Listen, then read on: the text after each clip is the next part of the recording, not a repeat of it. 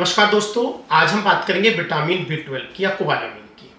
तो आज हम इसके बारे में जानेंगे कि विटामिन B12 क्या होता है, क्या इसका रोल है बॉडी में, क्या डेफिशिएंसी इसके कॉजेज हो सकते हैं, किन किन कारणों से विटामिन B12 की डेफिशिएंसी होती है बॉडी में, कैसे विटामिन B12 की डेफिशिएंसी नर्व को डैमेज करती है या हेमेटोलॉजिकल को डैमेज करती है।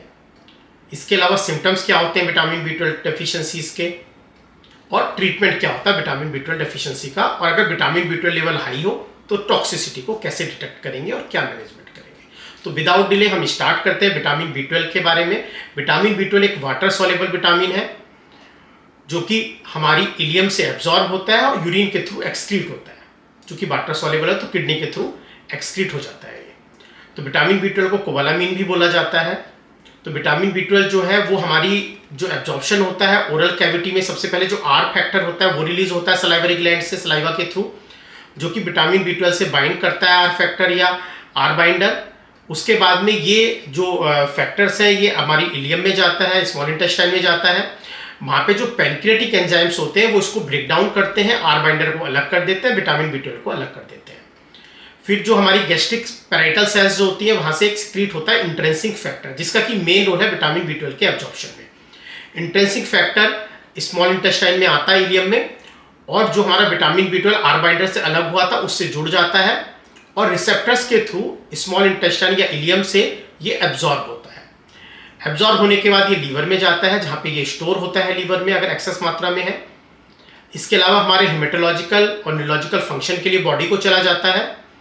इसके अलावा एक्सेस अमाउंट जो है वो हमारा यूरिन के थ्रू किडनी से एक्सक्रीट हो जाता है। विटामिन B12 का जो मेन रोल है ये काफ़ी सारे एंजाइम्स के लिए कोफैक्टर का काम करता है, जो कि हमारे डीएनए सिंथेसिस में रोल है, माइलिन फॉर्मेशन में रोल है, और फैटी एसिड सिंथेसिस में भी रोल होता है इन एंजाइम्स का। तो विटामिन B12 एक वाटर सॉल्युबल विटामिन है जो कि एब्जॉर्ब होता है इलियम से, यूरिन के थ्रू किडनी से एक्सक्रीट हो सकता है, लीवर में स्टोरेज होता है और हेमेटोलॉजिकल एंड न्यूरोलॉजिकल फंक्शन में मेन रोल देखने को मिलता है इसका। अब बात करेंगे कि क्या इटियोलॉजी हो सकते हैं विटामिन B12 डेफिशिएंसीज की। तो विटामिन B12 डेफिशिएंसी की मोस्ट कॉमन जो इटियोलॉजी है वो होती है पर्नीशियस एनीमिया। पर्नीशियस एनीमिया जो होती है वो एक ऑटोइम्यून टाइप का डिसऑर्डर्स है, जिसमें कि जो हमारा इंट्रिंसिक फैक्टर जो कि पैराइटल गैस्ट्रिक पैराइटल सेल से सीक्रेट होता है उसके अगेंस्ट एंटीबॉडीज बन जाती हैं। वो एंटीबॉडीज बन जाती है तो इंट्रिंसिक फैक्टर जो है हमारा वो विटामिन B12 के साथ बाइंड नहीं हो पाता, जिसके कारण से विटामिन B12 का एब्जॉर्प्शन रुक जाता है। तो विटामिन B12 का एब्जॉर्प्शन नहीं हो पाएगा due to deficiency of intrinsic factor, जो कि ऑटोइम्यून टाइप की डिजीज है पर्नीशियस एनीमिया। उसके कारण से हमारा विटामिन B12 डेफिशिएंसी बॉडी में हो सकती है।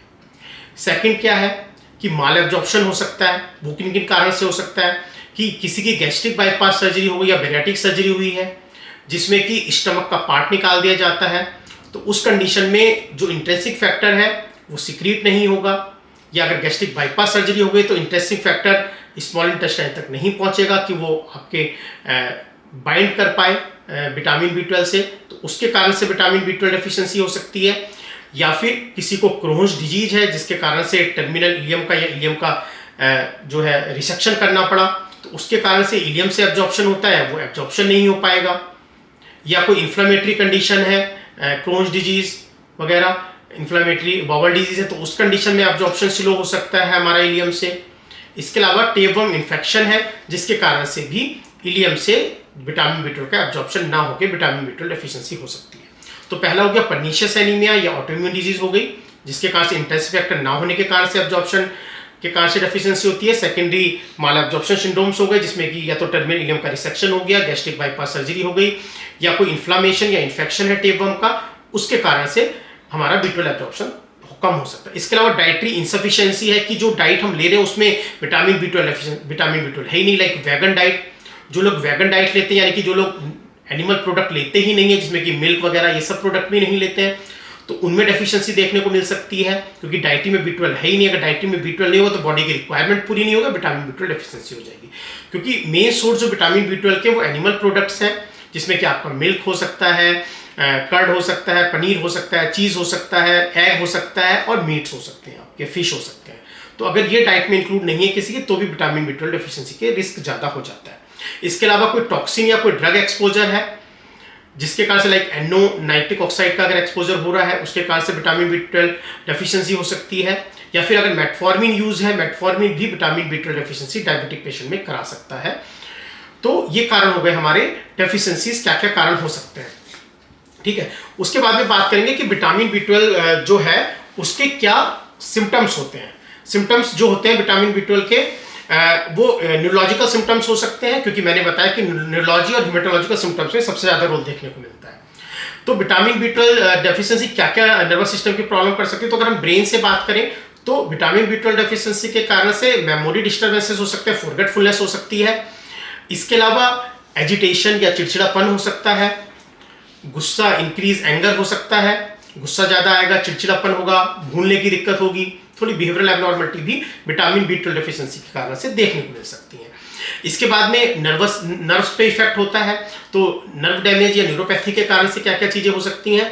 तो उसके कारण से हमारा टिंगलिंग सेंसेशन हो सकते हैं पैरों में, पैरास्थीसियाज हो सकते हैं, बर्निंग सेंसेशन हो सकते हैं। यूजुअली लॉन्ग फाइबर न्यूरोपैथी करती है तो टिंगलिंग सेंसेशन, पैरास्थीसियाज देखने को मिलते हैं। इसके अलावा लॉस ऑफ बैलेंस हो सकता है, इम्बैलेंस हो सकती है वॉकिंग पे, खासकर सेंसरी अटेक्सिया देखने को मिल सकता है। लॉस ऑफ वाइब्रेशन सेंस होता है ना, टेंडेंसी टू फॉल भी हो सकती है। कई बार सीवियर केसेस में हमारी जो स्पाइनल कॉर्ड है उसमें भी डिजनरेशन होता है, जिसको हम सब एक्यूट कंबाइंड डिजनरेशन कहते हैं, जिसके कारण से भी वॉकिंग डिफिकल्टी हो सकती है और फॉल भी इम्बैलेंस के कारण से हो सकते हैं। इसके अलावा वीकनेस हो सकती है मोटर न्यूरोपैथी इन्वॉल्वमेंट होने का, तो मोटर न्यूरोपैथी हो सकती है विटामिन B12 डेफिशिएंसी का, जिसके कारण ग्रिप वीक हो सकती है, पैरों की मसल्स वीक हो सकती हैं। Sensory symptoms tingling sensation, paraesthesias, numbness देखने को मिल सकते हैं, बर्निंग देखने को मिल सकती है, आपको इम्बैलेंस देखने को मिल सकता है और वाइब्रेशन साउंड्स का लैस मिल सकता है। तो न्यूरोपैथिक सिम्टम्स देखने को मिलते हैं और हमारे ब्रेन से रिलेटेड विटामिन B12 डेफिशिएंसी के सिम्टम्स हमें देखने को मिल सकते हैं। हेमेटोलॉजिकल सिम्टम्स हो सकते हैं जिसमें कि एनीमिया होगा, जिसके कारण से फटीगेबिलिटी हो सकती है, थकान महसूस होगी, पैल्पिटेशंस हो सकते हैं, टायर्डनेस लगेगी, फटीगेबिलिटी लगेगी, पैलर होगा पेशेंट को। तो एनीमिया के कारण से विटामिन B12 डेफिशिएंसी के सिम्टम्स मिल सकते हैं। जनरल सिम्टम मिल सकते हैं जिसमें कि जनरलाइज वीकनेस हो सकती है, टायर्डनेस हो सकती है, फटीगेबिलिटी हो सकती है, पैल्पिटेशन हो सकता है, ये सब सिम्टम्स हो सकते हैं। GI सिम्टम्स हो सकते हैं जिसमें कि आपका ओरल अल्सर फॉर्मेशन हो सकता है, स्टोमेटाइटिस हो गया, गैस्ट्राइटिस हो गया, ये सारे सिम्टम्स मिल सकते हैं। सोर टंग हो गई, रेड टंग हो गई, ये सब चीज़ें देखने को मिल सकती है। तो मेनली हेमेटोलॉजिकल सिम्टम्स होते हैं, न्यूरोलॉजिकल सिम्टम्स होते हैं। इसके अलावा आपका जो है जनरल सिम्टम्स हो सकते हैं। तो ये सारे जो है विटामिन और GI सिम्टम्स हो सकते हैं। तो मेनली ये हो गए डेफिशिएंसी, विटामिन B12 डेफिशिएंसी के क्या सिम्टम्स हो सकते हैं। अब बात करेंगे vitamin B12 and the nervous system के बारे में। तो विटामिन B12 का जो रोल है वो नर्वस सिस्टम में बहुत मेजर रोल है विटामिन B12 प्ले करता है। जैसे कि मैंने बताया माइलिन फॉर्मेशन में रोल है, DNA सिंथेसिस में रोल है, और इसके अलावा हमारा फैटी एसिड सिंथेसिस में भी रोल है। और ये जो हमारे रोल है ये सब काफ़ी जगह पे एंजाइम को एंजाइम की तरह वर्क करता है विटामिन B12, तो एंजाइम सिंथेसिस में भी रोल है। तो बात करते हैं इसी के बारे में कि क्या क्या मेन रोल है। तो सबसे पहले बात करते हैं myelin formation and the maintenance. जो आपका विटामिन B12 है, माइलिन शीथ क्या होती है? माइलिन शीथ एक्सॉन जो हमारा नर्व सेल है उसके ऊपर की कवरिंग होती है, जिसका रोल है फास्ट नर्व कंडक्शन कराना। तो अगर विटामिन B12 डेफिशिएंसी होगी तो वो माइलिन शीथ फॉर्मेशन नहीं होगा, जिसके कारण से जो नर्व कंडक्शन, जो हमारा फास्ट नर्व कंडक्शन हो रहा है वो नहीं हो पाएगा, जिसके कारण से न्यूरोपैथी हो सकती है विटामिन B12 डेफिशिएंसी के कारण से। क्योंकि विटामिन B12 डेफिशिएंसी जो होती है वो phospholipid and fatty acid synthesis में रोल होती है, जो कि हमारी माइलिन फॉर्मेशन में हेल्प करते हैं। तो अगर डेफिशिएंसी होगी विटामिन B12 की तो डिमाइलिनेशन होगा, जिसके कारण से जो हमारी प्रोटेक्टिव लेयर है माइलिन शीथ वो डैमेज हो जाएगी, जिसके कारण से numbness, tingling sensation, paraesthesia, balance problem, loss of vibration, weakness, mood disorder या कॉग्निटिव डिसऑर्डर्स जिसमें कि फॉरगेटफुलनेस हो सकती है, एंगर, एजिटेशन, ये सारे सिम्टम्स जो है वो हमारे माइलिन शीथ ना फॉर्मेशन के कारण से और हमारी नर्व शीथ डैमेज होने के कारण से हो सकते हैं। उसके बाद में बात करते हैं मिथाइलेशन रिएक्शन। विटामिन B12 जो है वो हमारा कोएंजाइम है मिथ्योनिन सिंथेस के लिए, जो कि आपका होमोसिस्टीन को मिथ्योनिन में कन्वर्ट करता है। तो अगर विटामिन B12 कम होगा तो जो होमोसिस्टीन है वो मिथ्योनिन में कन्वर्ट नहीं होगा, जिसके कारण से होमोसिस्टीन का लेवल बढ़ जाएगा। तो अगर होमोसिस्टीन का लेवल बढ़ जाएगा तो मिथ्योनिन जो हमारा बन रहा था, जो एस एडेनोसाइन मिथ्योनिन बन रहा था, जो कि यूनिवर्सल मिथाइल डोनर है, जिसका काम क्या है, मिथाइल जो हमारा माइलिन शीथ है उसके मेंटेनेंस में काम है। Neurotransmitter formation like dopamine and serotonin के फॉर्मेशन में भी रोल है मिथाइलिन कोएंजाइम का। DNA सिंथेसिस आरएनए सिंथेसिस में रोल है, तो ये चीजें नहीं बन पाएंगी, जिसके कारण से नर्व डैमेज होगा और न्यूरोपैथी के सिम्टम्स देखने को मिल सकते हैं।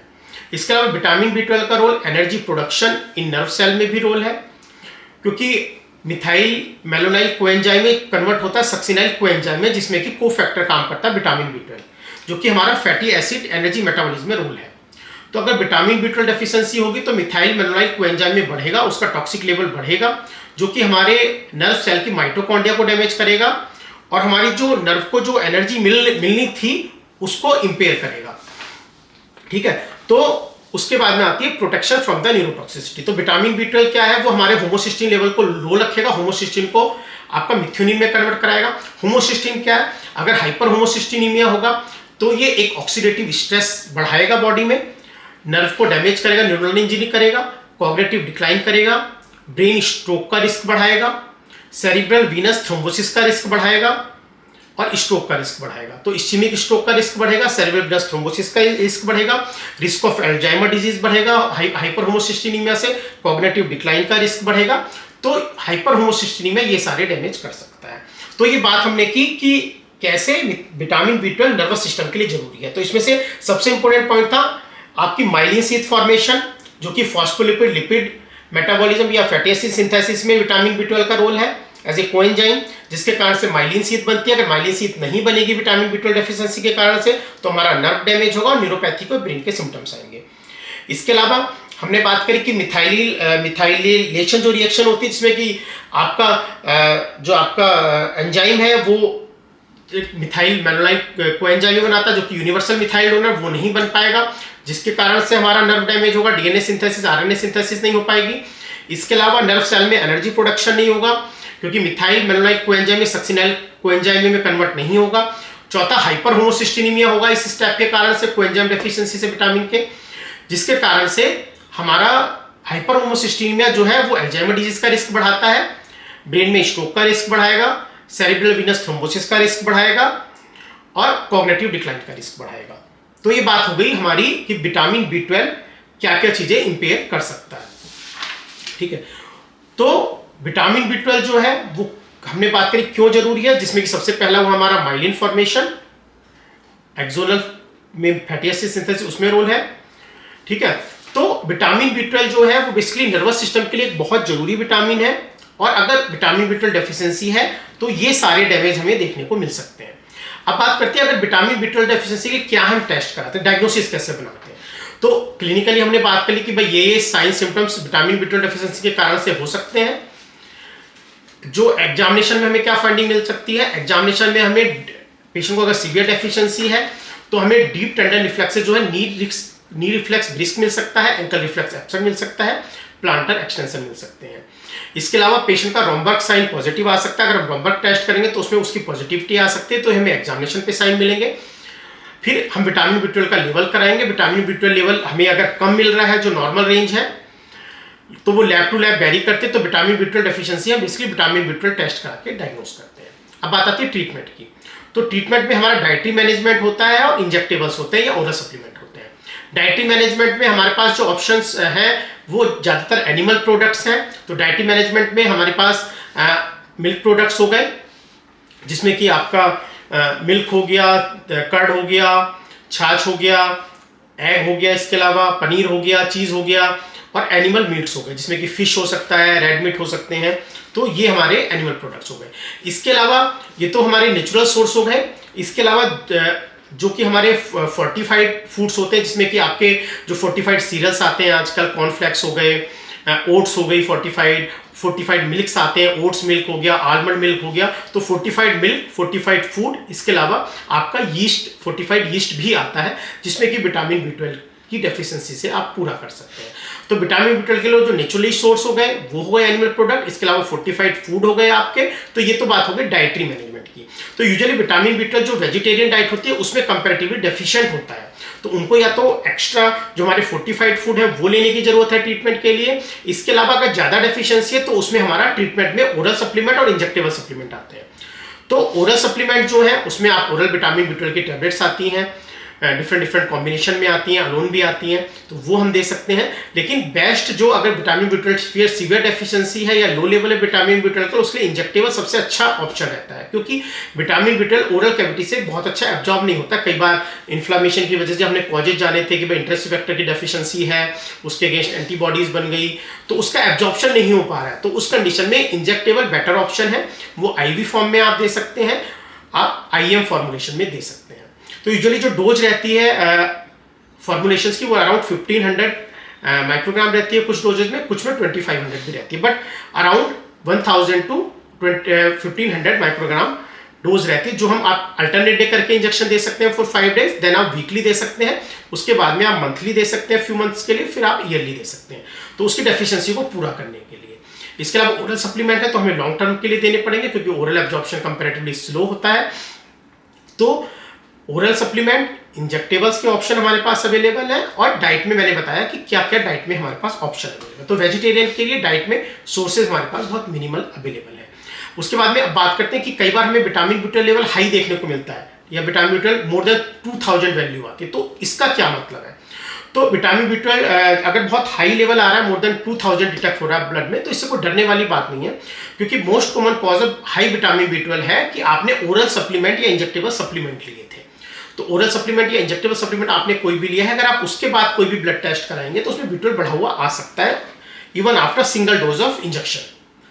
तो कभी भी हम विटामिन B12 लेवल अगर कराएं तो हम कोशिश करें, अगर हम रिपीट टेस्ट करा रहे हैं जानने के लिए विटामिन B12 लेवल करेक्ट हुआ कि नहीं हुआ, तो हम एटलीस्ट 1 मंथ का गैप होना चाहिए हमारे सप्लीमेंट स्टॉप के बाद। 1 मंथ के अंदर अगर हम कराएंगे और अर्ली कराएंगे तो हमें विटामिन B12 का लेवल हाई ही मिलेगा। तो कभी भी विटामिन B12 का टेस्ट तुरंत लेने के बाद, ओरल या इंजेक्टेबल लेने के बाद नहीं कराते हैं, तो उसके कारण से आपको हाई मिल सकते हैं। इसके अलावा लीवर डिजीज अगर कोई है तो लीवर से आपका विटामिन B12 लीक हो सकता है, जिसके कारण से आपको विटामिन B12 हाई मिल सकता है। कई तरह के ब्लड कैंसर्स होते हैं जिसमें विटामिन B12 हाई मिल सकता है।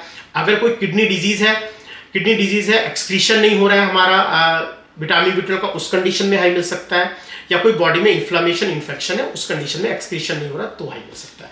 तो विटामिन B12 का लेवल हाई इन कंडीशन में मिलता है, but most common cause is the आपने अगर ओरल या इंजेक्टेबल कोई सप्लीमेंट लिए वो होते हैं, ठीक है। तो यूजुअली कोई डरने की बात नहीं होती है। इसका ट्रीटमेंट क्या होता है, आप वाटर इनटेक बढ़ा लें, और अगर कोई आप B12 का सप्लीमेंट ले रहे हैं तो आप इसको स्टॉप कर दें, तो B12 आपका ग्रेजुअली धीरे धीरे नॉर्मल हो जाएगा, ठीक है।